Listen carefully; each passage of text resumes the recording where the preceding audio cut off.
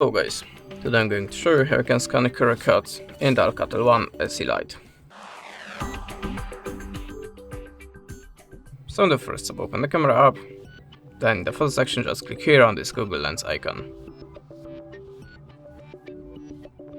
Now tap on the Allow Access and choose Allow again.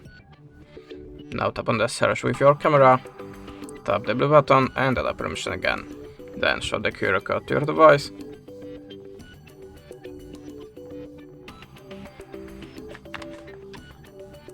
And tap on the shutter button. Then just wait a second, and as you can see the address appears automatically, and now we can open it in the web browser directly from the camera app. And that's it. Thanks for watching, leave us a like or a comment, and goodbye.